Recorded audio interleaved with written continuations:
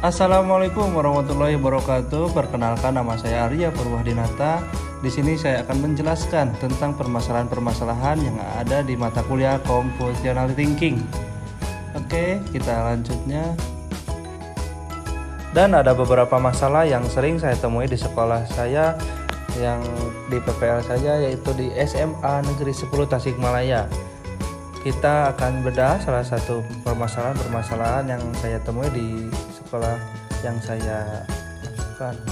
Di sini ada breakdown, saya akan dibagi 3 fase. Yang pertama input, atau what, apa, dan why, kenapa. Dan yang kedua proses, dan ketiga output. Baik, di sini ada input, what atau apa yang terjadi. Jawabannya itu kurangnya kesadaran siswa atas kedisiplinan. Jadi kita akan membahas sebuah masalah yang sering kita temui di dunia pendidikan, yakni kurangnya kesadaran siswa terhadap kesadaran kedisiplinan. Fenomena ini bukan hanya terjadi di satu tempat atau satu sekolah, tetapi menjadi masalah yang lebih luas di berbagai jenjang pendidikan. Terus ada why, kenapa masalah itu bisa terjadi. Jadi ada beberapa faktor. Masalah itu terjadi karena faktor internal dan faktor eksternal. Yang faktor internalnya yaitu di lingkungan keluarga. Lingkungan keluarga juga bisa mempengaruhi kedisiplinan siswa. Sebagai tempat pertama siswa belajar, keluarga memiliki peran yang sangat penting dalam membentuk perilaku atau sikap kedisiplinan. Selanjutnya ada proses, yaitu how atau bagaimana. Bagaimana masalah itu bisa terjadi?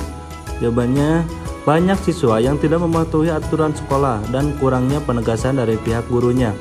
Jadi siswa itu bisa semata-mata melakukan kurangnya kedisiplinan terhadap aturan-aturan yang berlaku, seperti saat menggunakan seragam olahraga di saat pelajarannya. Jadi siswa itu ada aja yang tidak menggunakan seragam olahraganya, dan sering terjadi lalai untuk memasuki lapangan.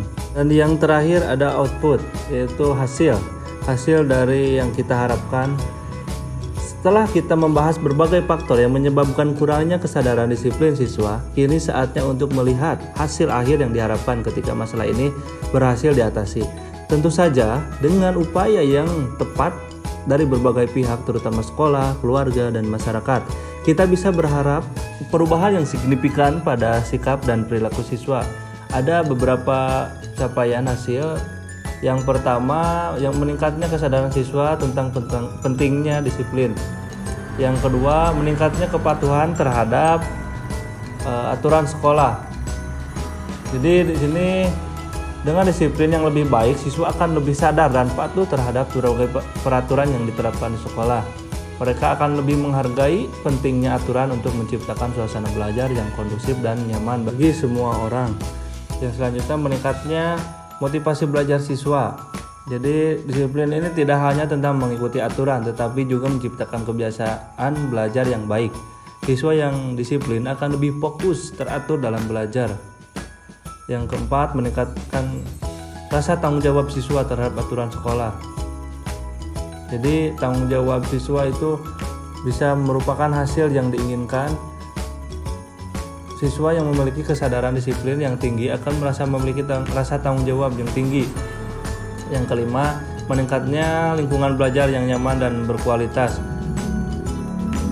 Dengan meningkatnya kedisiplinan siswa, suasana belajar akan lebih tertib dan fokus lagi, dan menyenangkan, dan menciptakan atmosfer yang positif di dalam kelas, yang pada gilirannya akan memfasilitasi proses belajar yang lebih baik dan mendalam.